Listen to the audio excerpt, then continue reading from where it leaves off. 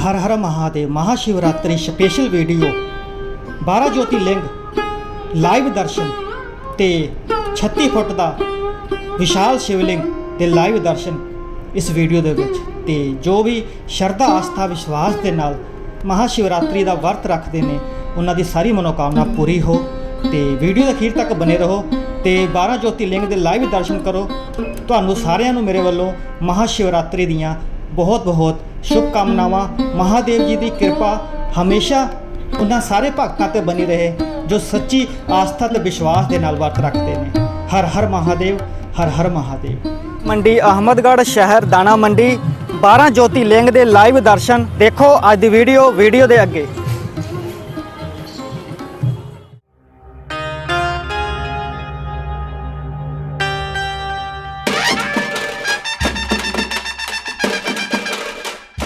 सत श्री अकाल जी, राम राम, जय माता दी, हर हर महादेव। स्वागत है फिर तो तुहाडा वीडियो दे विच। ब्लॉग नहीं होएगा अज क्योंकि जिवें कि तुहानूं पता है महाशिवरात्रि 26 फरवरी 2025 ਨੂੰ महाशिवरात्रि बड़ी धूमधाम ਦੇ ਨਾਲ ਮਨਾਇਆ ਜਾ ਰਿਹਾ ਥਾਵਾਂ ਥਾਵਾਂ ਤੇ ਆਪਾਂ ਮੰਡੀ ਅਹਿਮਦਗੜ੍ਹ ਸ਼ਹਿਰ ਦਾਣਾ ਮੰਡੀ ਦੇ ਵਿੱਚ ਆਪਾਂ ਆਏ ਹੋਏ ਆ ਤੇ ਇੱਥੇ 12 ज्योतिर्लिंग ਦੇ ਦਰਸ਼ਨ ਤੁਹਾਨੂੰ ਲਾਈਵ ਹੋਣਗੇ ਇਸ ਵੀਡੀਓ ਦੇ ਵਿੱਚ। ਤੇ ਅੱਜ ਹੈ 25 ਫਰਵਰੀ 2025 ਤੇ ਦਿਨ ਦੀ ਗੱਲ ਕੀਤੀ ਜਾਵੇ ਤਾਂ ਅੱਜ ਮੰਗਲਵਾਰ ਦਾ ਦਿਨ ਆ ਤੇ 26 दिन बुधवार ਨੂੰ महाशिवरात्रि ਮਨਾਇਆ ਜਾਏਗਾ ਅੱਡ ਅੱਡ ਸ਼ਹਿਰਾਂ ਦੇ ਵਿੱਚ। ਤੇ ਆਪਾਂ ਤੁਹਾਨੂੰ ਇਸ ਵੀਡੀਓ ਦੇ ਵਿੱਚ पूरा ਤੁਹਾਨੂੰ 12 ज्योतिर्लिंग ਦੇ ਦਰਸ਼ਨ ਇਸ ਵੀਡੀਓ ਦੇ ਵਿੱਚ ਤੁਸੀਂ ਕਰ ਸਕਦੇ ਹੋ। ਵੀਡੀਓ ਅੱਗੇ ਵਧਾ ਕੇ ਨਾ ਦੇਖੋ, ਵੀਡੀਓ ਦਾ ਲਾਸਟ ਤੱਕ ਬਨੇ ਰਹੋ। ਚੈਨਲ ਤੇ ਨਏ ਹੋ ਤਾਂ ਚੈਨਲ ਨੂੰ ਸਬਸਕ੍ਰਾਈਬ ਕਰ ਲੈਣਗੇ। ਸੋ ਚੱਲਦੇ ਹਾਂ।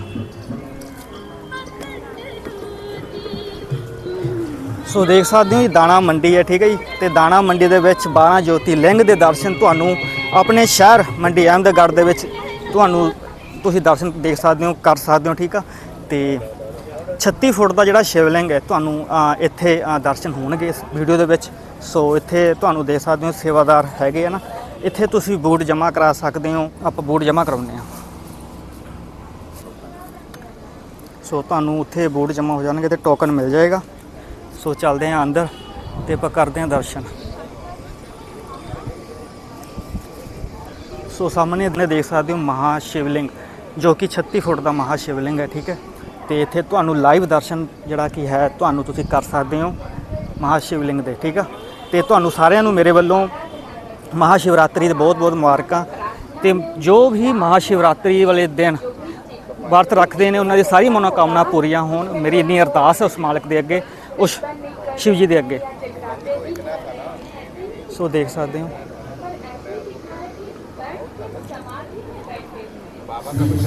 सो इत्थे तुहानू कॉस्ट्यूम मिल जाएगा, तुसीं फोटो भी करा सकते हो, खिचा सकते हो, ठीक है।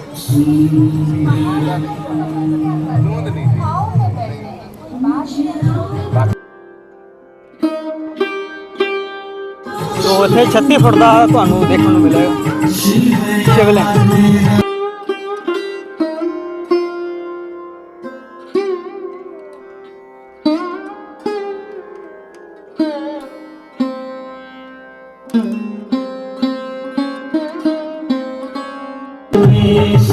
सुख है आया आया शिव सिंधु।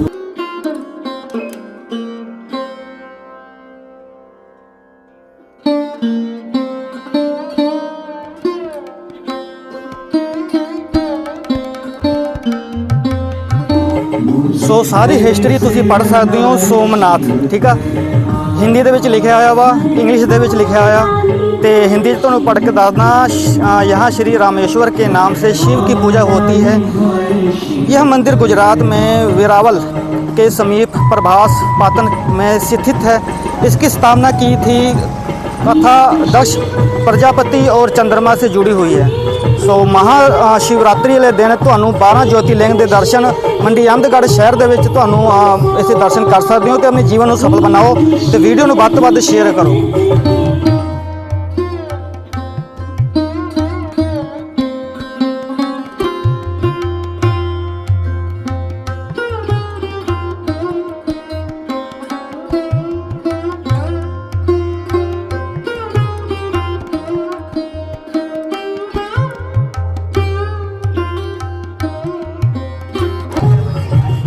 ਸੋ ਇਸ ਜਗ੍ਹਾ ਤੇ ਤੁਹਾਨੂੰ 12 ਜੋਤੀਲਿੰਗ ਦੇ ਲਾਈਵ ਦਰਸ਼ਨ ਹੋਣਗੇ। 26 ਫਰਵਰੀ 2025 ਦਾ ਹੈ ਤੇ ਇੱਥੇ ਤੁਹਾਨੂੰ 12 ਜੋਤੀਲਿੰਗ ਦੇ ਦਰਸ਼ਨ ਤੁਹਾਡੇ ਆਪਣੇ ਸ਼ਹਿਰ ਮੰਡੀ ਅਹਿਮਦਗੜ੍ਹ ਦਾਣਾ ਮੰਡੀ ਦੇ ਵਿੱਚ ਤੁਸੀਂ ਲਾਈਵ ਦਰਸ਼ਨ ਕਰ ਰਹੇ ਹੋ। ਤੇ ਮਲਿਕਾ ਜੁਰਜ ਤੇ ਤੁਸੀਂ ਹਿਸਟਰੀ ਪੜ੍ਹ ਸਕਦੇ ਹੋ ਉਸ ਸਾਰੀ ਜਗ੍ਹਾ ਤੇ।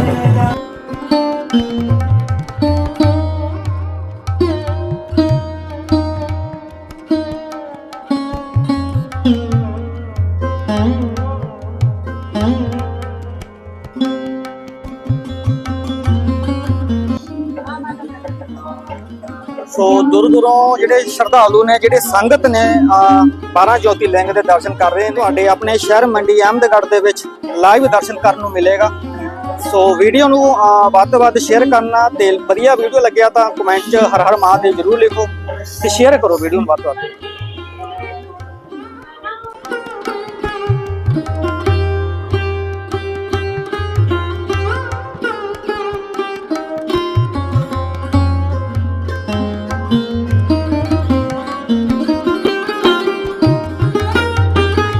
ਤੇ ਮਹਾਕਾਲੇਸ਼ਵਰ ਦੇ ਤੁਸੀਂ ਹਿਸਟਰੀ ਪੜ੍ਹ ਸਕਦੇ ਹੋ।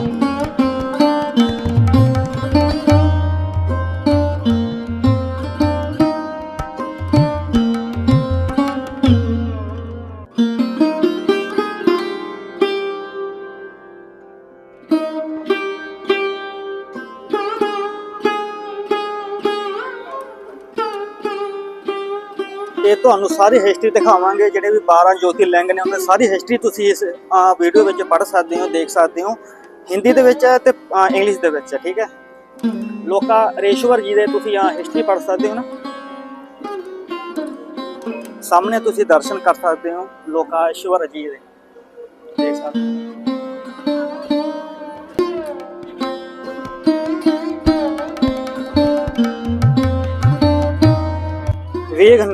वेघनाथ जी का हिस्ट्री भी ਤੁਹਾਨੂੰ इस जगह पे मिल जाएगा। यह मंदिर बिहार के स्थल परगना क्षेत्र के प्राचीन तीर्थ स्थान देवगढ़ में स्थित है। रावण द्वारा शिव की कठोर तपस्या की कथा इस ज्योतिर्लिंग से जुड़ी हुई है। सो हिंदी ਦੇ ਵਿੱਚ ਵੀ पढ़ सकते हो, इंग्लिश ਦੇ ਵਿੱਚ ਵੀ पढ़ सकते हो, ठीक है। वेघनाथ जी का देखो,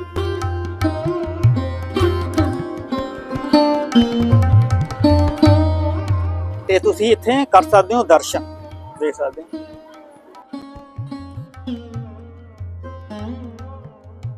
ਜੋ ਮਹਾਦੇਵ ਦੇ ਭਗਤ ਨੇ ਕਮੈਂਟ ਦੇ ਵਿੱਚ ਹਰ ਹਰ ਮਹਾਦੇਵ ਜ਼ਰੂਰ ਲਿਖੋ ਤੇ ਵੀਡੀਓ ਨੂੰ ਸ਼ੇਅਰ ਕਰੋ ਤੇ ਦਰਸ਼ਨ ਕਰੋ। ਇੱਥੇ ਪੜ੍ਹ ਸਕਦੇ ਹੋ ਤੁਸੀਂ ਭੀਮਾ ਸ਼ੰਕਰ ਜੀ ਦੀ ਹਿਸਟਰੀ 2 ਸ਼ਬਦਾਂ ਦੇ ਵਿੱਚ।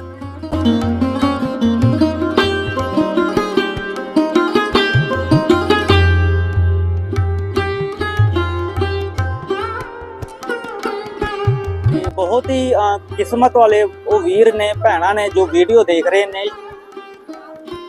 उन्होंने इहो ਜਿਹੇ भव्य ਜਿਹੜੇ दर्शन हो रहे ने।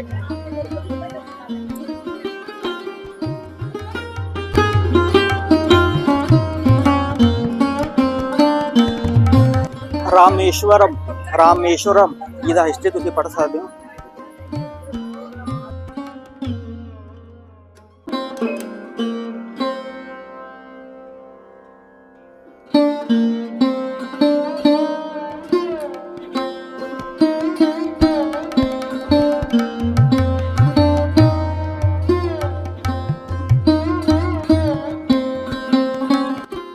ਸੋ ਨਾਗੇਸ਼ਵਰ ਹਿਸਟਰੀ ਤੇ ਹਿਸਟਰੀ ਪੜ੍ਹ ਸਕਦੇ ਹੋ ਤੁਸੀਂ। ਹਿੰਦੀ ਦੇ ਵਿੱਚ ਵੀ ਤੁਹਾਨੂੰ ਉੱਥੇ ਹਿਸਟਰੀ ਦੇਖਣ ਨੂੰ ਮਿਲੇਗਾ ਤੇ ਇੰਗਲਿਸ਼ ਦੇ ਵਿੱਚ ਵੀ ਤੁਸੀਂ ਹਿਸਟਰੀ ਪੜ੍ਹ ਸਕਦੇ ਹੋ, ਠੀਕ ਹੈ। ਤੇ ਇੱਥੇ ਤੁਸੀਂ ਲਾਈਵ ਦਰਸ਼ਨ ਕਰ ਸਕਦੇ ਹੋ, ਦੇਖ ਸਕਦੇ ਹੋ।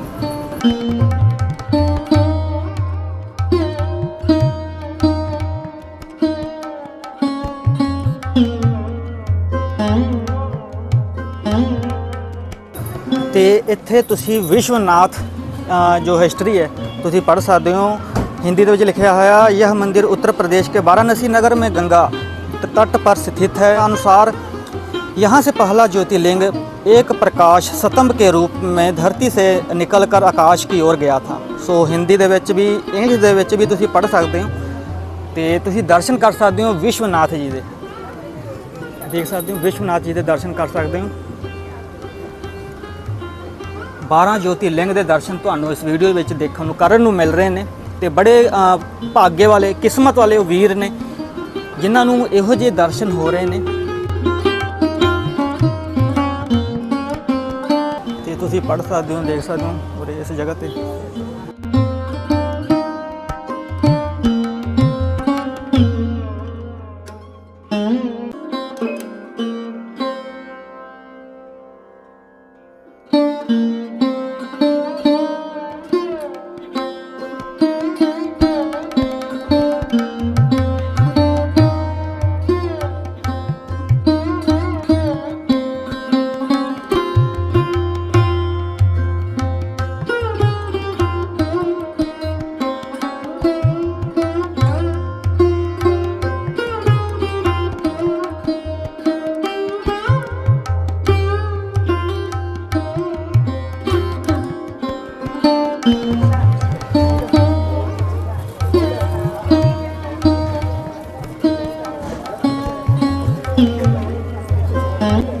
ਤੇ ਇੱਥੇ ਤੁਹਾਨੂੰ ਮਿਲੇਗਾ ਪ੍ਰਸ਼ਾਦ ਠੀਕ ਹੈ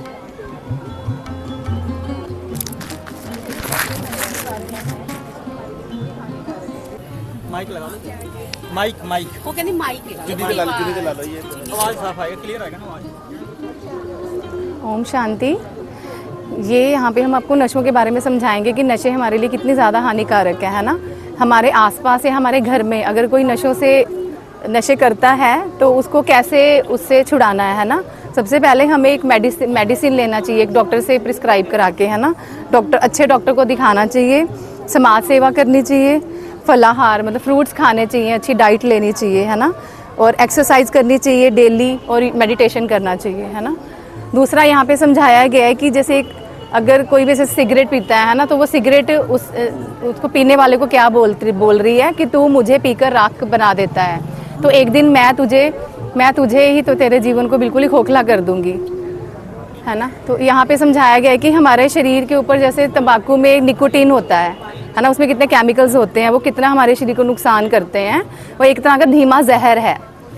तो यहाँ पे बताया गया और इसका ये भी सर्वे हुआ है कि एक दिन में एक सिगरेट पीने से 6 मिनट हमारी लाइफ कम हो जाती है, नशे करने से 6000 मौतें हो जाती हैं है ना। और ये बताया गया कि पीना अच्छा नहीं है, यह आपको एक मूर्ख की तरह कार्य करवाता है ना। तंबाकू एक अंजाम मौत का पैगाम, मतलब तंबाकू पी के आप खुद ही मौत को बुलावा देते हैं। ओम शांति। आप यहाँ पे आत्मा परमात्मा का चैप्टर थोड़ा समझ लीजिए। शुक्रिया। हड्डी मांस का पुतला है, जब इसमें आत्मा प्रवेश करती है फिर जीव आत्मा, क्योंकि ना शरीर अकेला कुछ कर सकता ना आत्मा अकेली कुछ कर सकती, जब दोनों जुड़ते हैं फिर जीवन चलता है। तो जैसे आत्मा का रहने का स्थान मस्तक है, बॉडी के किसी भी पार्ट में आत्मा नहीं रहती, क्योंकि अगर हृदय में बोलो तो हृदय ट्रांसप्लांट होता है, मस्तक पे ही परमात्मा। तभी हम तिलक लगाते हैं और मंदिर गुरुद्वारे में शीश झुकाते हैं। जैसे वैष्णो देवी में बोलते हैं ना चमड़ा उतार दो, तो हमने पर्स लौकिक चीज़ें उतार दी, पर्स और बेल्ट, जबकि उन्होंने बोला था श्री रूपी देववान को चमड़े को उतारना है, फिर हमें तिलक लगता है, फिर हम मतलब परमात्मा के दर्शन कर सकते हैं। तो इसीलिए आत्मा की 3 शक्तियाँ मन बुद्धि संस्कार। मन का काम क्या है? संकल्प लेना। मन का काम है सोचने का और बुद्धि का काम है समझने का। जब हम कोई भी कार्य व्यवहार में कर्म करते हैं वो हमारे संस्कार बन जाते हैं। ये 3 शक्तियाँ मन की, और आत्मा का निवास स्थान मस्तक पे ही है, बॉडी के किसी भी पार्ट में भी है। जैसे गाड़ी की एग्जाम्पल है, तो गाड़ी में ड्राइवर कहाँ बैठता है? फर्स्ट सीट पे बैठता है, तो सारी गाड़ी को कंट्रोल करता है। अगर नई गाड़ी है, अगर उसमें ड्राइवर एक्सपर्ट होगा अपनी गंत तक ले जाएगा। इसीलिए हमारी श्री रूपी गाड़ी को चलाने वाली वो आत्मा है। जैसे कोई शीट छोड़ता, हॉस्पिटल में जाते हैं तो डॉक्टर बोलता है क्या पेशेंट आया, जब उसने आत्मा ने शीट छोड़ दिया तो क्या कहते हैं? बॉडी को ले जाओ। तो ऐसे ही जब अर्थी जाती है तो कहते हैं ना अर्थी जा रही है, अर्थी का मतलब उसमें से रथी निकल गया। रथी कौन? आत्मा। तो परमात्मा भी पॉइंट ऑफ लाइट है, हम आत्मा भी इन्हीं आँखों से हम ना परमात्मा को देख सकते ना आत्मा को देख सकते हैं, फील कर सकते हैं। अगर उसके लिए परमात्मा जैसे गीता में नहीं बोलते दिव्य चक्षु, अर्जुन को भी दिव्य चक्षु दिए थे ना जब देखने के लिए, तो हम उसको दिव्य चक्षु से देख सकते हैं। तो आगे परमात्मा का ज्ञान आपको अगर बताइए। इसमें बताया है कि जैसे घोड़ा है, घोड़े की जो इंद्रियां हैं उसके घुड़सवार के हाथ में होती है, तो जैसे चाहे वो घोड़े को मोड़ सकता है ना, ऐसे बताया कि शरीर भी क्या है, एक घोड़ा है, लेकिन इसका जो घुड़सवार है वो आत्मा है, और जो आत्मा है वो भ्रुकुटी के बीच में रहती है और एक वो चमकते हुए सितारे की तरह है। तो आत्मा जब मस्तक के बीच में बैठती है तो अपनी इंद्रियां उसके कंट्रोल में रहती है, क्योंकि आत्मा कानों से सुनती है, नाक से सूंघती है, मुख से बोलती है, आंखों से देखती है और हाथों से काम करती है। पर इन इंद्रियों से जो कर्म करवाने वाला है वो कौन है? वो आत्मा है। तो ये मेन इसमें बताया है कि आत्मा इंद्रियों का राजा है। तो हम अपनी इंद्रियों को कंट्रोल करना चाहते हैं, क्योंकि इंद्रियां आज हमारे वश में नहीं है। इनको कंट्रोल करना चाहते हैं तो हमें अपने सीट पे बैठना होगा, क्योंकि जो मस्तक है हमारा सिंहासन है, सीट है। अगर हम इस पे बैठेंगे तब अपनी इंद्रियों को हम ऑर्डर प्रमाण चला सकते हैं, क्योंकि आत्मा इसका राजा है। आज हम ये बात भूल गए, हम देह अभिमान में आ गए हैं, इसलिए कर्मेंद्रियां अपनी मनमानी करते हैं। इसलिए लोग बोलते हैं मन जो है वो घोड़ा है, चंचलता करता है, लेकिन कब करता है? जब अपने को हम देह समझते हैं। तो ये इसमें बताया हुआ है। और नीचे बताया है कि कौन सा समय चल रहा है, ये संगम युग चल रहा है। तो नीचे बताया है द्वापर है, कलयुग है और ये पुरुषोत्तम संगम युग। सतयुग बीता, त्रेता बीता और फिर द्वापर आया। द्वापर में पूजा पाठ होना शुरू हुआ। कलयुग में है विकारों की अति हो गई है, हर एक देह अभिमान इतना है कि इंसान जो है अपने शरीरों को ही देखता है, आत्मा को देखना भूल गया है। शरीरों को देखते देखते इतना अहंकार आ गया है कि इंसान जो है एक अहंकार जो है एक सांप की तरह है, जो किसी को डस लेता है तो उसका धीरे धीरे जहर चढ़ता है, इंसान खत्म हो जाता है। ऐसे अहंकार भी इंसान के सिर पे ऊपर ऐसा चढ़ा है, उस अहंकार के वश इंसान कुछ भी सुन नहीं सकता अपने बारे में, और एक दिन वो भी अपने आप को गुस्से में आके खत्म कर लेता है। तो ये बताया है कि वर्तमान जो समय चल रहा है उसको पुरुषोत्तम संगम युग कहते हैं, पुरुषों से उत्तम बनने का युग। पुरुषों से उत्तम कौन होते हैं? देवता होते हैं। तो इस समय भगवान शिव धरती पर आकर के हमें राज्यों की पढ़ाई पढ़ा रहा है, जिससे हर एक इंसान मनुष्य से देवता बन जाता है। तो इसमें ये समझ दी हुई है। इसने बताया कि परमात्मा कौन है। तो आज हम किसी को भी पूछते हैं कि भगवान कौन है, तो सब भगवान के बारे में अपनी अलग अलग डेफिनेशन देते हैं। ठीक है, क्यों अलग अलग डेफिनेशन देते हैं? क्योंकि सत्य का ज्ञान नहीं है कि परमात्मा सच में है कौन। तो देह अभिमान के वश होकर इंसान देह में इतने ज्यादा फंस गया है कि वो कर्म कांड बहुत ज्यादा करने लग गया है। या समझो मैं हठ योगा बहुत करता है, कर्म कांड बहुत करता है, लेकिन अपनी सत्य पहचान को भूल गया है कि मैं कौन हूँ। किसी से भी पूछते हैं हम आप हैं कौन, तो अपना वो देह का जो परिचय वो देने लगता है। और उस देह के परिचय के कारण हम ईश्वर से कट गए और हम देह अभिमान में आना शुरू हो गए। तो ये अलग अलग बताया है कि कलयुग में आके कैसे हम जड़ मूर्तियों की पूजा करने लग जाते हैं, तत्वों की पूजा करने लग जाते हैं। कलयुग में देह अभिमान में इतने आ जाते हैं कि ईश्वर से हम बहुत ही दूर हो जाते हैं। निर्मम हत्याएं किसी की कर लेते हैं, वरना जो दया भाव है वो आज इंसान के अंदर है ही नहीं है। हठ क्रियाएं बताई हैं, हठ योगा करने लग गए हैं, लेकिन ईश्वर से हम बहुत ज्यादा दूर चले गए हैं। तो भगवान है कौन, जब तक हमें यही समझ नहीं आएगा तब तक हम उसके साथ कनेक्शन नहीं जोड़ सकते कि वो कौन है। तो इसमें बताया है कि परमात्मा वास्तव में कहाँ रहने वाला है। किसी को भी पूछते हैं कि परमात्मा कहाँ रहता है, तो सब लोगों की अलग अलग डेफिनेशन है। कोई कहता है हमारे अंदर रहता है, कोई कहता है वो कण कण में रहता है। तो इसमें ये समझ दी हुई है कि वास्तव में वो है कौन और रहता कहाँ है। तो इसमें समझ दी है कि अगर हमें लक्ष्य को प्राप्त करना होता है तो हमारे अंदर एकाग्रता होना बहुत ज़्यादा जरूरी है।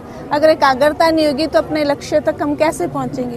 तो बताया कि अगर इन सबके अंदर भगवान है तो ये कार्य नहीं होना चाहिए। जैसे आज मार काट हो रही है, एक जानवर दूसरे जानवर को खा रहा है, एक भाई दूसरे भाई को मार रहा है, आज कितने दुराचार हो रहे हैं, अत्याचार हो रहे हैं। तो बताया गुण ही होता है, वहाँ गुण होते हैं। अगर भगवान हमारे अंदर है तो हमारे अंदर से परमात्मा के गुण झलकने चाहिए, लेकिन आज तो इंसान में इंसानियत भी नहीं रही है। तो इसलिए परमात्मा है कौन, वो कहाँ रहता है, तो उसके लिए दो चार बातें बताइए। हम भगवान किसको कह सकते हैं? तो ये बताया कि परमात्मा उसको कह सकते हैं जिसको सब धर्म वाले मान्यता देते हैं, जो अजन्मा है, जो अभोक्ता है, जो अकर्ता है, जो सर्वोच्च है, सबसे ऊंचा है, तो उसी को हम भगवान कह सकते हैं। तो इसलिए परमात्मा ने खुद आके अपना परिचय दिया है कि मेरा नाम सदा शिव है, रूप मेरा ज्योत स्वरूप है और रहने वाला मैं ब्रह्मलोक का अर्थात सचखंड का हूँ। तो मैं वहाँ रहता हूँ और वहाँ रह के हम आत्माएं भी वास्तव में वहीं की रहने वाली हैं, लेकिन इसमें हम आत्माएं सृष्टि रूपी रंगमंच पर आ गई हैं खेल खेलने के लिए। जैसे हमारा खेल पूरा होता है वैसे हमें भी उस सच्चे घर में जाना होता है। तो ये हमारा सच्चा घर है, हमारा ये सत्य स्वरूप है कि हम आत्माएं हैं और हमारा पिता जो है परमात्मा है। तो हमें ये याद रहना चाहिए कि सृष्टि बहुत बड़ा रंगमंच है और हम सब यहाँ एक्टर हैं। तो इसको बोलते हैं स्थूल वतन या साकारी दुनिया, मृत्यु लोक, इसको बोलते हैं सूक्ष्म लोक, यहाँ 3 देवता रहते हैं, इसको बोलते हैं ब्रह्म लोक, ठीक है, जहाँ आत्माएं रहती हैं। यहाँ बताइए कि परमात्मा को सब याद करते हैं, अलग अलग रूप में उसको याद करते हैं। आज हर एक देवी देवताओं ने भी उसको याद किया है, उसको परमात्मा कहते हैं। आज धर्म आत्माएं बहुत हैं, पुण्य आत्माएं बहुत हैं, लेकिन देव आत्माएं बहुत हैं, लेकिन जो परमात्मा है वो एक ही है। ये बताया है कि सभी क्या कर रहे हैं, उसको याद कर रहे हैं। देव आत्माओं ने भी उसको याद किया, धर्म आत्माओं ने भी उसको याद किया, साधु संतों ऋषि मुनियों ने भी उसको याद किया। किसको? जो निराकार है, सर्वोच्च है, जो सबसे ऊंचा है, जो हमारा पिता है परमात्मा, क्योंकि वो आत्मा का पिता है। ये सब शरीरधारी है, तो शरीरधारियों का नाता एक दूसरे से है, लेकिन परमात्मा का जो नाता है वो सिर्फ आत्माओं के साथ ही है। तो जब हम अपने को आत्मा समझते हैं, ये समझते हैं कि हम आत्मा है, ज्योत है, स्टार दिखाया है सबके मस्तक में, हम सब आत्माएं हो, हम एक परमात्मा के बच्चे हैं और हम आपस में सब क्या है, भाई भाई हैं। तो एक वसुधैव कुटुंबकम का जो भावना है वो हमारे अंदर पैदा हो जाती है। ये कहते हैं जो जिसको पूजता है, गीता में आता है, भूतों को पूजने वाले भूतों को प्राप्त होते हैं, देवताओं को पूजने वाले उनको प्राप्त होते हैं, लेकिन जो मेरा ध्यान करता है वो मुझे प्राप्त होता है। तो यही समझ दी है कि जो जिसको पूजता है वो उसी को ही प्राप्त होता है। अगर हम भगवान को याद करते हैं तो हम उसको प्राप्त होंगे। यह बताया है कि परमात्मा कौन है और आत्माएं कौन, अंतर क्या है उनमें। अंतर सिर्फ यही है कि उसको परमात्मा बोलते हैं और हम सब जो हैं वो आत्माएं हैं। हमारे साथ जो है पाप आत्मा, पुण्य आत्मा, भ्रष्ट आत्मा, ये सब कुछ लगता है, लेकिन परमात्मा के साथ ये नहीं लगता है, क्योंकि कर्मों की गति बहुत गहन है, तो उनके साथ ये सब कुछ लगता है, आत्माओं के साथ, परमात्मा के साथ नहीं लगता है। इसलिए उनको कहते हैं वो देव आत्मा, पुण्य आत्मा, धर्म आत्मा, महात्मा, ये सब दिखाए हैं नीचे, लेकिन वो परमात्मा। तो अब आपको ये तो स्पष्ट हो ही गया होगा कि परमात्मा जो है निराकार है, ज्योत स्वरूप है, और उसकी पूजा करने के लिए हमने शिवलिंग बना दिया, शिव का लिंग बना दिया। तो शिवलिंग के रूप में जिसकी आज सारे देश में पूजा हो रही है, जैसे कल शिवरात्रि आने वाली है तो सभी उसकी पूजा करेंगे, लेकिन शिवलिंग के रूप में, शिव माना परमात्मा जो निराकार है, लिंग माना आकार, आकृति, ठीक है। तो उस आकार आकृति की पूजा होगी, नॉट स्त्रीलिंग एंड पुल्लिंग। लिंग माना साइन, चिन्ह, तो वो शिव का चिन्ह है निराकार ज्योत स्वरूप का, तो उसकी सारी क्या करेंगे, पूजा करेंगे। तो उसके आपने अभी 12 ज्योतिर्लिंगम के दर्शन किए, तो उसमें अलग अलग नाम है, केदारनाथ, घृणेश्वर, ये सब, तो उस परमात्मा शिव के ही नाम है। जैसे उसके कर्तव्य हैं, गुण हैं, उसी के आधार पे उसके वो सब नाम बताए हैं। इसमें बताया है कि हम आत्माएं कैसे, ये भारत और उत्थान की पतन की कहानी बताई है कि भारत एक दिन बहुत ऊंचा था, श्रेष्ठ था, लेकिन आज इसका क्या हाल हो गया।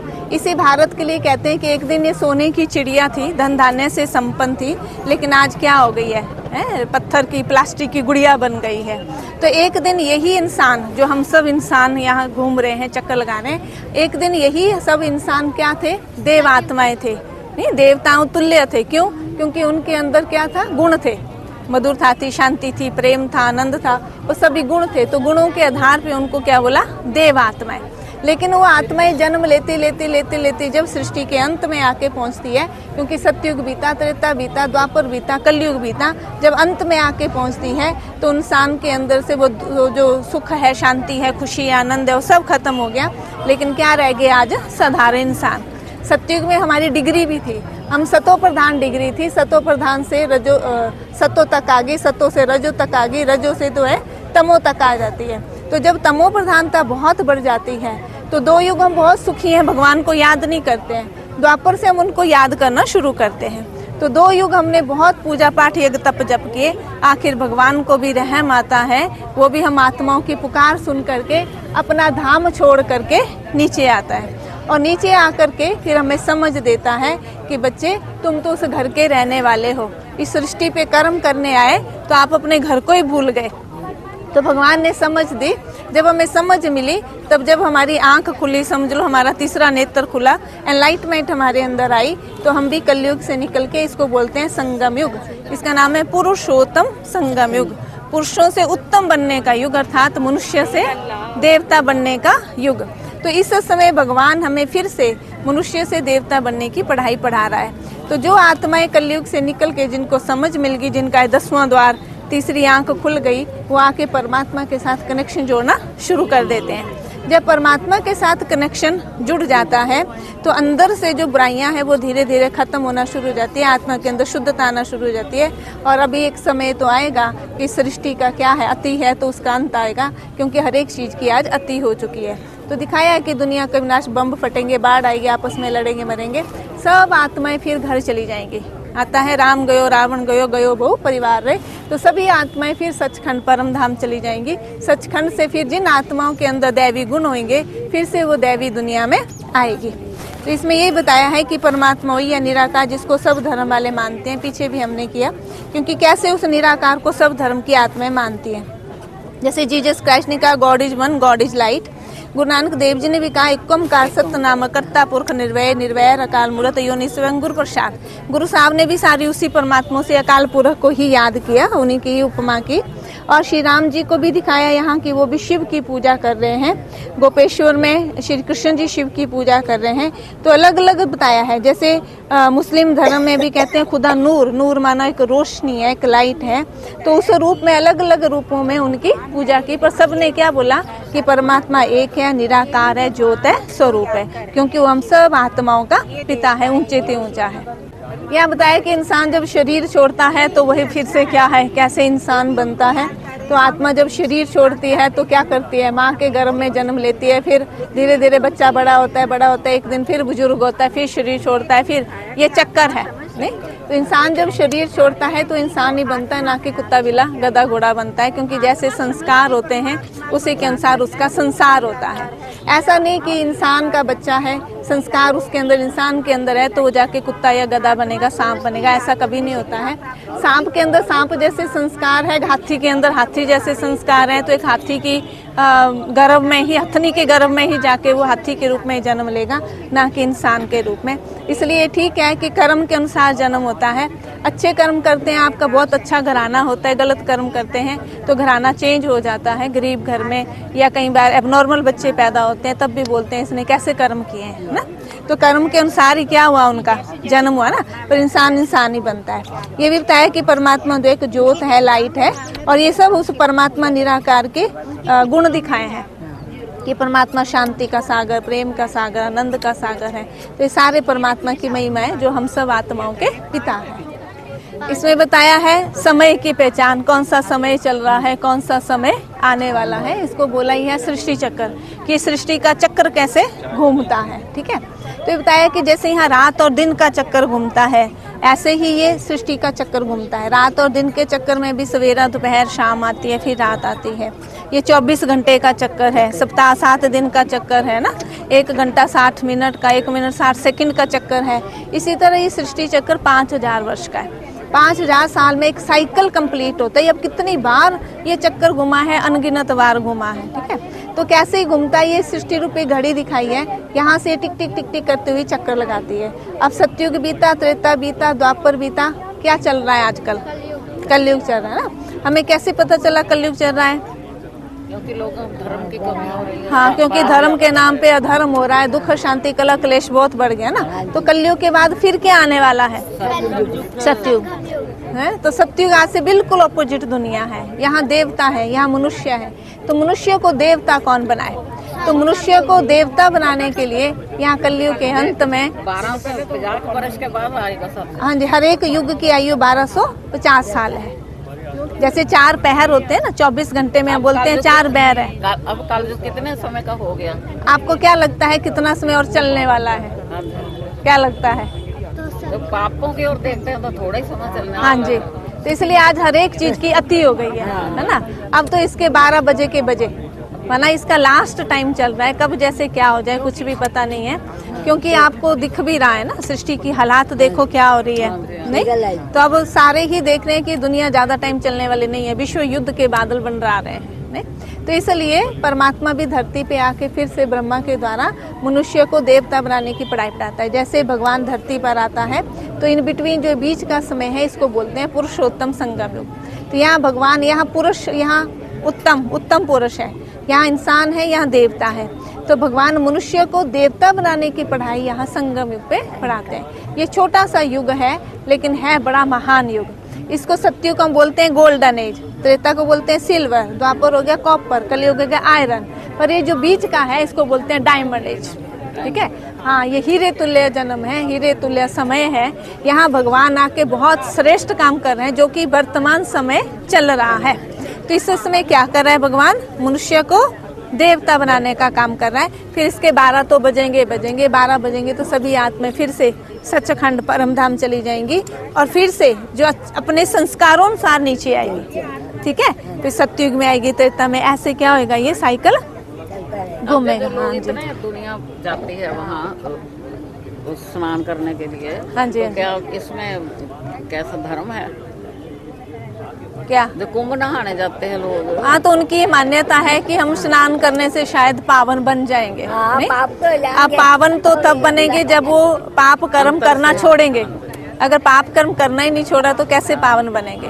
तो भगवान कहते हैं कि पाप कर्म करना तो तब छोड़ेंगे जब आपके अंदर से पाप खत्म होएगा, नहीं? आपका मन साफ होएगा। तो मन मंदिर में रोज झाड़ू पोछा लगाओ तो पावन क्या है? रोज ज्ञान स्नान करो तो पावन बन जाएंगे। स्नान करने से थोड़ी हाँ जी, हाँ जी, हाँ जी। ठीक है, तो ये इसको बताया कल्प वृक्ष, माने ये जो सृष्टि है भी एक वृक्ष की तरह है, कैसे इसकी वृद्धि होती है धीरे धीरे, ये समझ दी है। जैसे दूसरा वृक्ष होता है उसका बीज हम नीचे डालते हैं, फिर वो अंकुरित होता है, पहला पत्ता दूसरा पत्ता आता है, धीरे धीरे धीरे क्या होता है? वृद्धि होती है ना। ऐसे मनुष्य सृष्टि भी एक वृक्ष की तरह है। ठीक है, इसका जो बीज है वो परमात्मा है, वो ऊपर रहता है, हम सब कहाँ रहते हैं?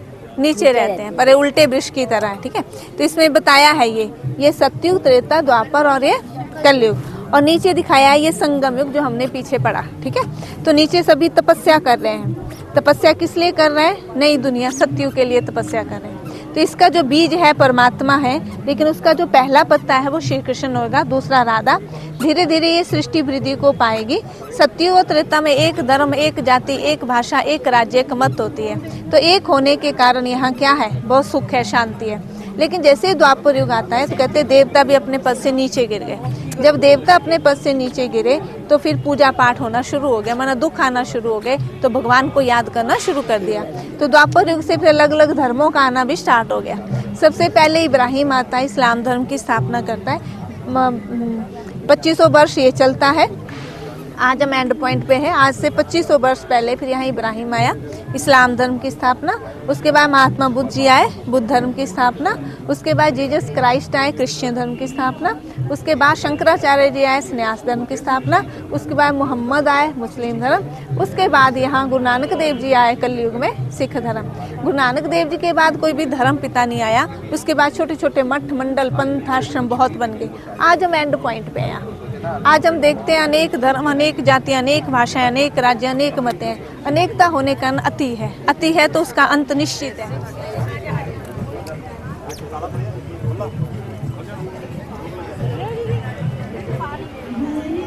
ਸੋ ਫਾਈਨਲੀ ਜੀ ਤੁਹਾਨੂੰ